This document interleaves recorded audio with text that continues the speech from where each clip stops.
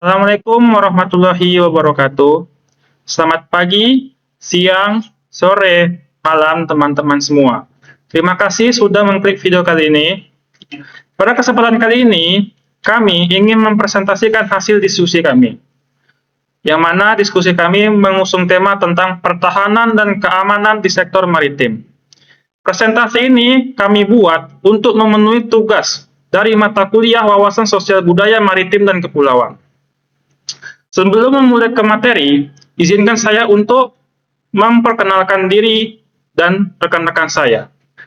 Saya Muhammad Distiawan dengan NPM 2410-7003, membawa rekan-rekan saya Roni Kurnia M dengan NPM 2410-773, Hadid Maestra dengan NPM 2410-725, Ziaur Rahman dengan NPM 2410-747, Sahanda Alfikri dengan NPM 2410-737, Prima Coki dengan NPM 2410-761, dan Doni Zularyansyah dengan NPM 2410-714. Pada kesempatan kali ini, saya berperan sebagai moderator, membawa rekan-rekan saya semua ini sebagai pemateri.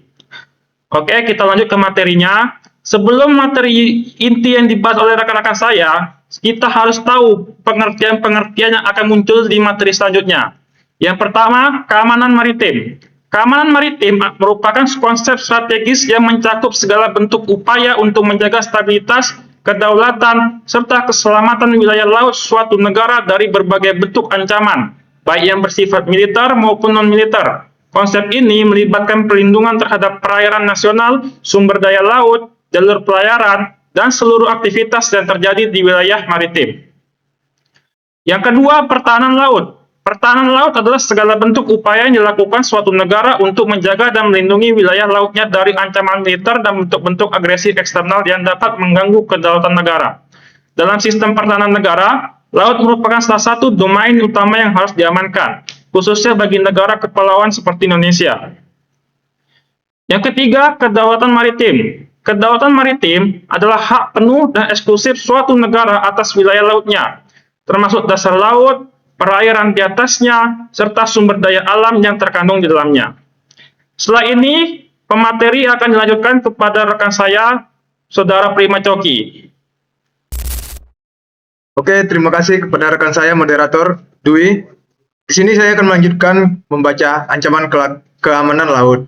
Yang pertama ada illegal fishing.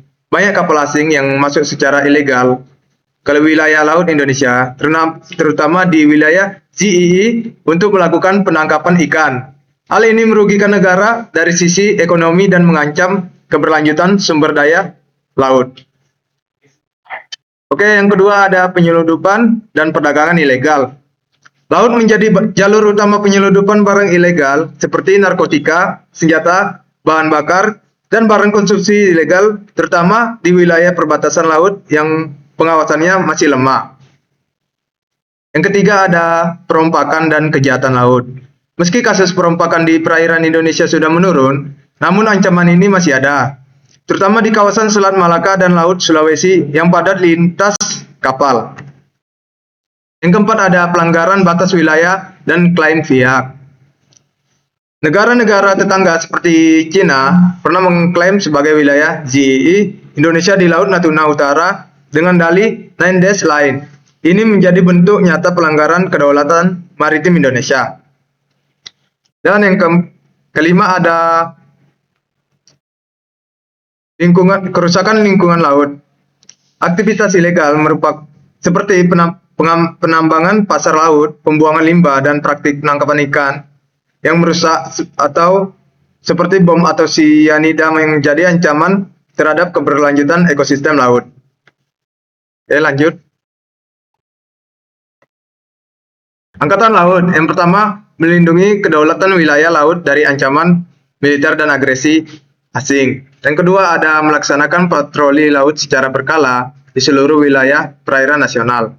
Yang ketiga, menjaga perbatasan laut serta melakukan operasi militer laut jika dibutuhkan. Yang keempat, melakukan pengamanan terhadap kapal-kapal militer dan sipil dalam kondisi darurat atau konflik. Yang kelima, ada menyiapkan kekuatan tempur laut melalui armada kapal perang, marinir, dan pangkalan laut. Selanjutnya di sini ada Bakamla. Yang pertama ada melakukan pengawasan laut terhadap kegiatan ilegal seperti penyelundupan, illegal fishing, dan pelanggaran hukum maritim. Yang kedua ada mengembangkan sistem informasi keamanan maritim nasional. Yang ketiga ada bertindak sebagai koordinator antar lembaga penegak hukum laut atau Polairut, KKP, Bea Cukai, dan lain-lain. Yang keempat ada menjalankan operasi pengamanan laut non-militer yang bersifat preventif dan preventif. Sekian, terima kasih dari saya. Saya lanjutkan. Oke, terima kasih untuk Saudara Coki yang telah menyampaikan materi sebelumnya. Oke, saya akan melanjutkan materinya.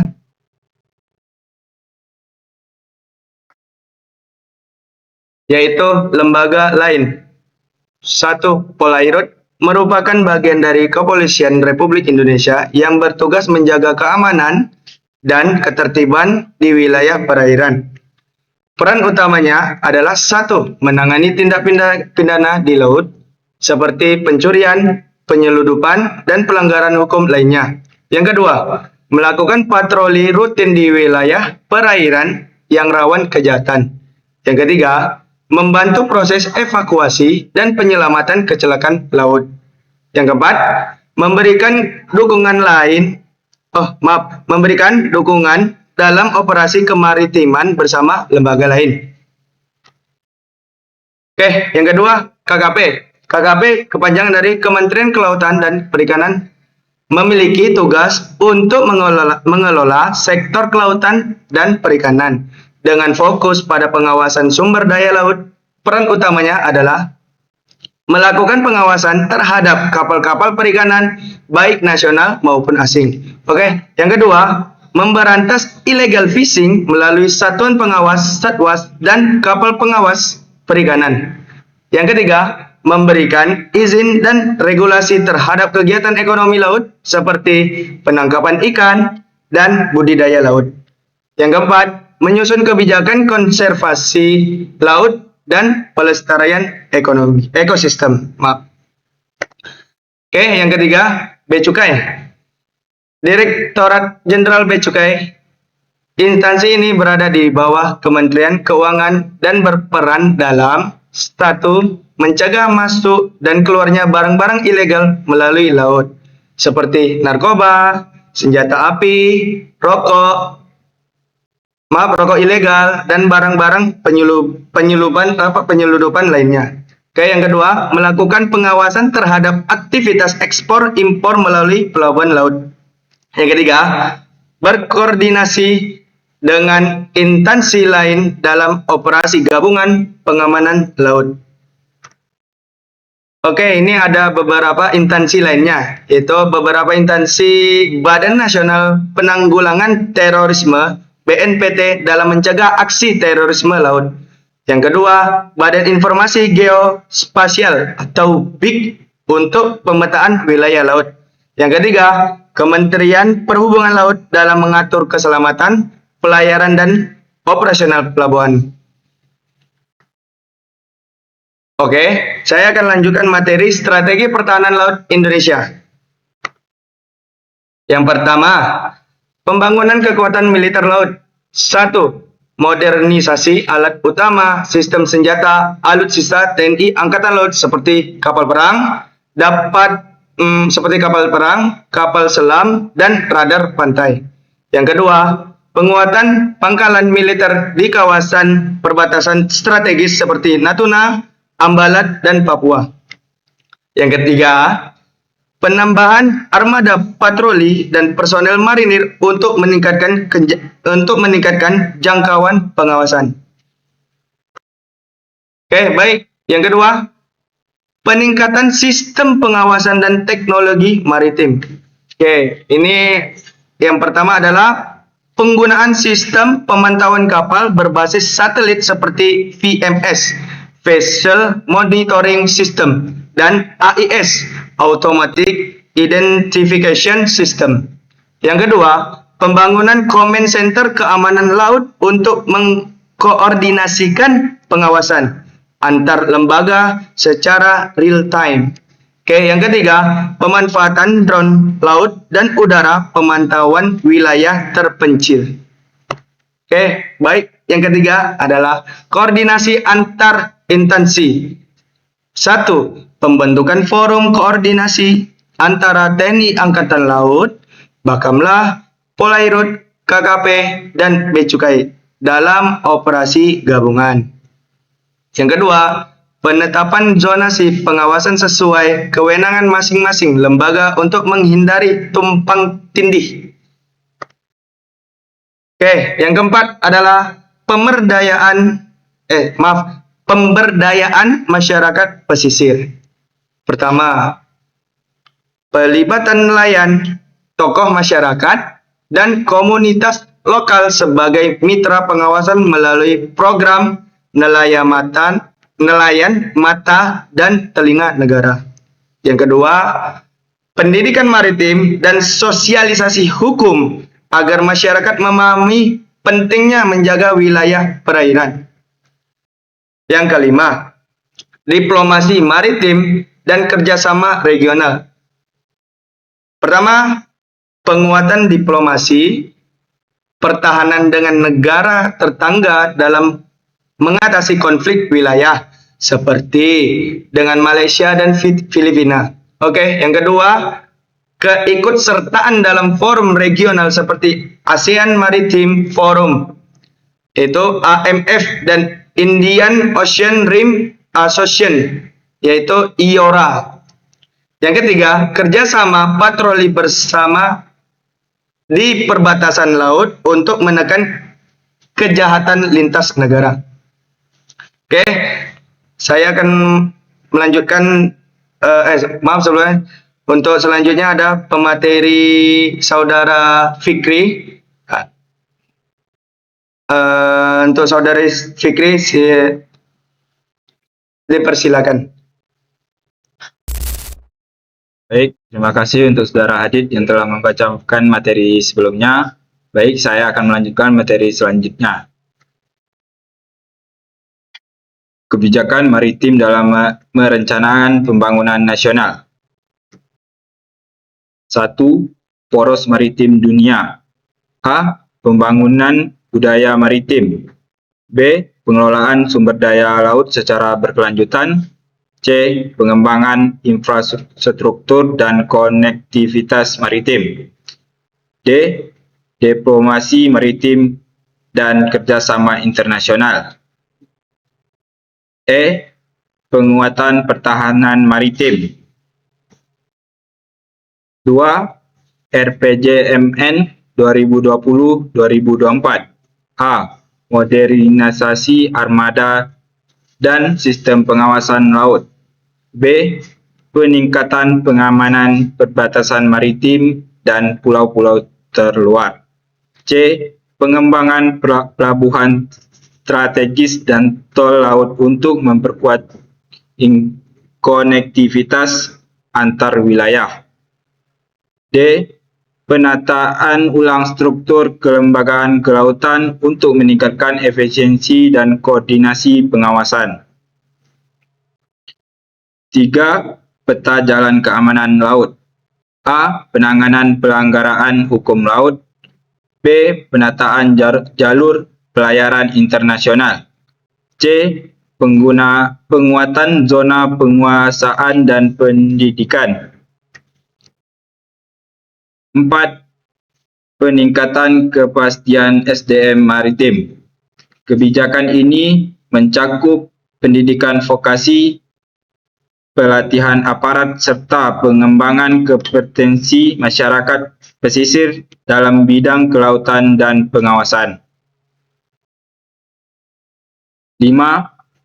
Regulasi dan harmonisasi hukum maritim. Pemerintah juga mendorong sinkronisasi peraturan perundang-undangan terkait kelautan agar tidak tumpang tindih antar interaksi dan memberikan kepastian hukum dalam penegakan aturan laut. Saudara Fikri yang telah membacakan materi sebelumnya. Baik, saya akan membacakan materi selanjutnya, yaitu kerjasama internasional dalam menjaga keamanan laut. Yang pertama, patroli koordinasi di perbatasan. Yang A, patroli terkoordinasi di Indonesia, Malaysia, atau Patkor Malindo, dan Indonesia Filipina atau Gemindo untuk menjaga keamanan di perairan perbatasan dan menerangi kegiatan ilegal. Yang B, kegiatan ini dilakukan untuk secara berkala dengan melibatkan angkatan laut kedua negara. Yang kedua yaitu Forum Regional Maritim. Yang A, Indonesia aktif dalam forum seperti ASEAN Maritim atau AMF dan ASEAN Regional Forum atau ARF untuk membahas isu-isu keamanan laut bersama negara-negara Asia Tenggara dan mitra strategis lainnya. Yang B, forum ini bertujuan untuk memperkuat kepercayaan antar negara dalam menjaga stabilitas kawasan. Yang ketiga yaitu kerjasama penegakan hukum. Yang pertama melalui organisasi seperti Interpol dan UNODC atau United Nations Office on Drugs and Crime. Indonesia bekerja sama dalam menanggulangi kejahatan teror organisir di laut seperti penyelundupan narkoba dan perdagangan manusia. Yang kedua, pelatihan asistensi teknis juga diberikan oleh negara-negara mitra. Yang keempat yaitu kemitraan dengan negara maritim. Yang A, Indonesia menjalin kemitraan strategis dengan negara seperti Amerika, Jepang, Australia, dan Tiongkok dalam membentuk pelatihan, bantuan teknologi pengawasan, dan peningkatan kapasitas personil. Contohnya, kerjasama Bakamla dengan US Coast Guard dan bantuan kapal patroli dari Jepang. Yang kelima yaitu kontribusi pada hukum laut internasional. Yang pertama, Indonesia berperan aktif dalam Konvensi Hukum Laut PBB atau UNCLOS, khususnya dalam menyuarakan hak negara kepulauan yang perlindungan melalui ZEE. Yang kedua yaitu sikap tegas Indonesia di Laut Natuna Utara menjadi contoh upaya mempertahankan kedaulatan melalui jalur diplomasi dan hukum internasional. Baik, selanjutnya akan dibacakan oleh teman saya. Terima kasih.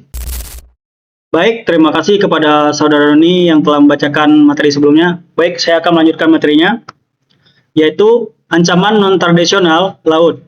Yang pertama, illegal, unreported, dan unregulated atau IUU fishing. Yang A yaitu penangkapan ikan ilegal oleh kapal asing maupun domestik tanpa izin, tanpa pelaporan, atau tidak sesuai dengan aturan. Yang B, dampaknya sangat serius terhadap keberlanjutan sumber daya laut dan ekonomi nelayan lokal. Yang C, IUU fishing juga sering dikaitkan dengan kejahatan lainnya seperti perbudakan modern dan perdagangan manusia. Selanjutnya, 2, penyelundupan dan perdagangan ilegal. Yang A, termasuk penyelundupan narkotika serta api, bahan peledak, dan satwa liar dan barang mewah. Yang B, modus operan semakin canggih seperti penggunaan kapal kecil cepat, kapal hantu tanpa ais, atau pengalihan barang di tengah laut, ya seperti ship to ship transfer. Yang C, mengancam stabilitas ekonomi dan keamanan nasional. Selanjutnya, 3, perompakan dan kejahatan bersenjata. Yang A, meskipun sudah turun-menurun dibandingkan dekade sebelumnya, perompakan laut masih terjadi, terutama di Selat Melaka, Laut Natuna, dan Laut Sulawesi. Yang B, umumnya menyasar kepada kapal niaga yang lambat dan minim pengaman. Yang keempat, pencemaran laut. Tumpahan minyak dari kapal tanker, limbah industri, dan pencemaran plastik yang berdampak besar kepada ekosistem laut. Selain merusak lingkungan, pencemaran laut berdampak negatif pada pariwisata dan perikanan. Yang kelima, perubahan iklim dan bencana alam. Kenaikan muka air laut, badai tropis, abrasi pantai, dan kerusakan terumbu karang merupakan dampak dari perubahan iklim yang harus diwaspadai. Yang B, mempengaruhi operasional pelabuhan dan keamanan pelayanan maupun kehidupan masyarakat pesisir. Oke, selanjutnya yang keenam, yaitu terorisme dalam maritim. Ancaman dari kelompok bersenjata atau teroris yang menyusup lewat laut menargetkan kapal niaga, infrastruktur, pelabuhan, atau pelabuhan-pelabuhan strategis.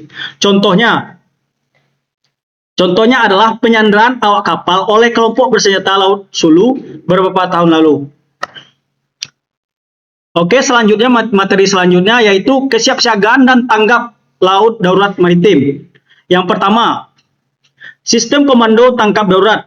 Yang A, pemerintah Indonesia melalui Badan Nasional Penanggulangan Bencana atau BNPB dan Badan SAR Nasional atau Basarnas memiliki protokol penanganan darurat laut. Yang B, Basarnas bertanggung jawab dan pencarian dan penyelamatan SAR terhadap kecelakaan laut didukung oleh TNI Angkatan Laut dan Polairut. Yang C, TNI Angkatan Laut juga memiliki unit khusus penanggulangan tumpahan minyak dan kecelakaan kapal militer. Oke, materi selanjutnya yaitu yang kedua, simulasi dan latihan gabungan. Pemerintah dan lembaga maritim secara berkala mengadakan latihan bersama atau LATGAP untuk menghadapi skenario seperti kecelakaan kapal penumpang, serangan bajak laut, dan kebocoran bahan kimia di laut. Yang B, latihan ini melibatkan banyak pihak, termasuk masyarakat pesisir, operator pelabuhan, nelayan, hingga unsur TNI atau Polri. Yang ketiga, pusat informasi dan perikanan dini.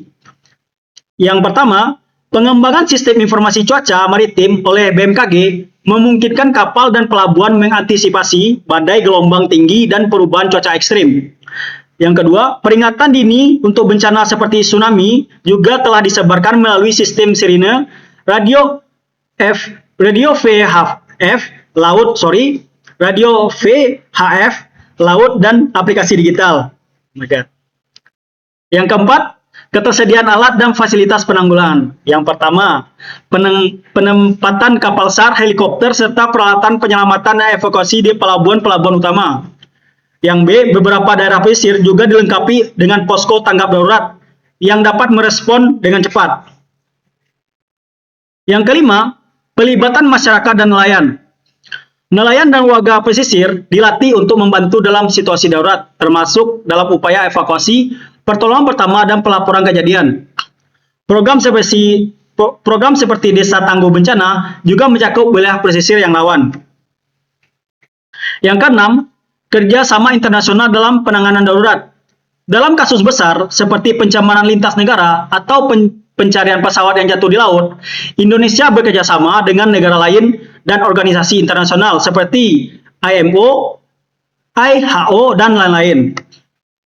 Oke, materi selanjutnya akan dibacakan oleh teman saya, yaitu kepada Bapak Zianur Rahman. Dipersilakan.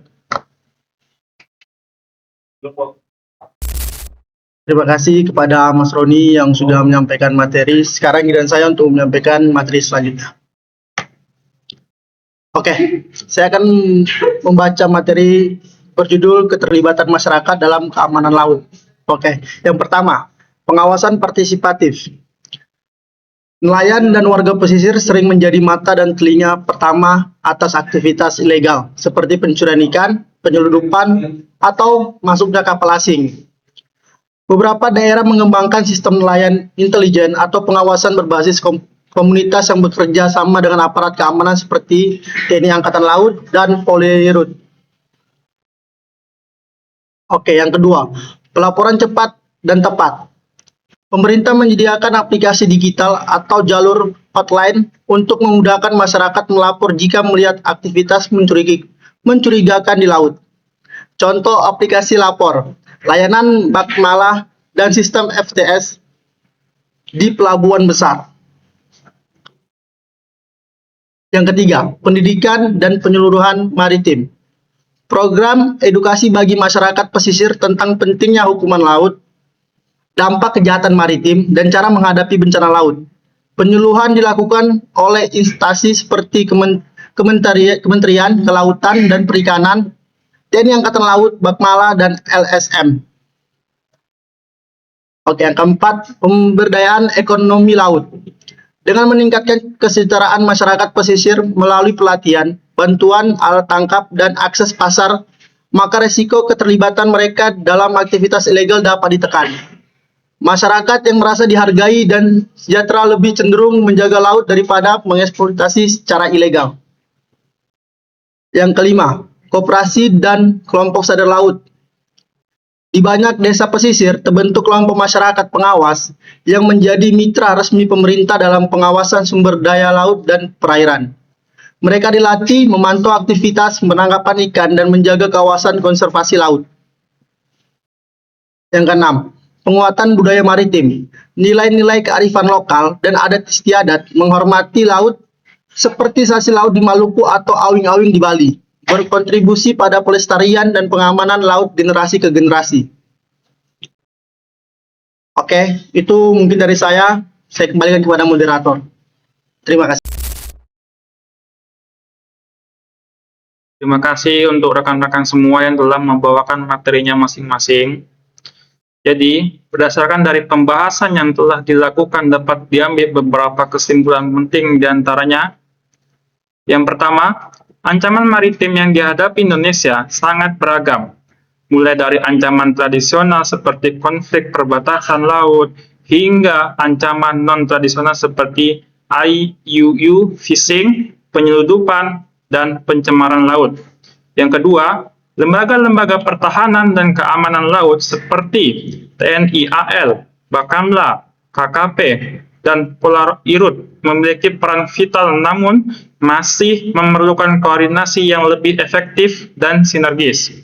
Yang ketiga, infrastruktur pengamanan laut masih menghadapi tantangan dalam hal keterbatasan peralatan, teknologi, dan personel, khususnya di wilayah terpencil dan perairan luas yang sulit dijangkau. Keempat, kerjasama internasional menjadi kunci dalam menghadapi ancaman lintas batas seperti perdagangan ilegal, perampokan, dan terorisme maritim. Yang kelima, partisipasi aktif masyarakat pesisir dalam pengawasan dan pelaporan aktivitas mencurigakan sangat penting untuk memperkuat sistem keamanan laut secara menyeluruh. Keenam, perlu ada pendekatan menyeluruh dan berkelanjutan, baik dari segi penegakan hukum, penguatan ekonomi pesisir, edukasi, hingga diplomasi maritim untuk mewujudkan laut Indonesia yang aman, tertib, dan berdaulat. Berdasarkan kesimpulan yang telah diuraikan sebelumnya, ada beberapa saran yang bisa kita ambil. Yang pertama, peningkatan koordinasi antar lembaga. Perlu adanya sistem komando terpadu dan koordinasi antar lembaga seperti TNI AL, Bakamla, KKP, Polairut, dan institusi lain yang berkaitan, agar pengawasan dan penegakan hukum di laut lebih efisien dan tidak tumpang tindih. Yang kedua, modernisasi sarana dan prasarana maritim. Pemerintah perlu terus mengembangkan teknologi dan menambah jumlah armada patroli, radar pemantau, serta satelit kelautan untuk memantau wilayah laut yang luas dan sulit dijangkau. Ketiga, pemberdayaan dan pendidikan masyarakat pesisir. Masyarakat pesisir sebagai garda terdepan perlu diberikan pelatihan, pendidikan, dan fasilitas untuk mendukung peran mereka dalam menjaga keamanan laut sekaligus meningkatkan kesejahteraan agar tidak tergoda melakukan aktivitas ilegal. Keempat, penguatan kerjasama internasional. Kerjasama dengan negara-negara tetangga dan organisasi internasional harus diperluas dalam bentuk latihan bersama, pertukaran informasi intelijen, serta kesepakatan penegakan hukum lintas batas. Kelima, integrasi pendekatan keamanan dan lingkungan.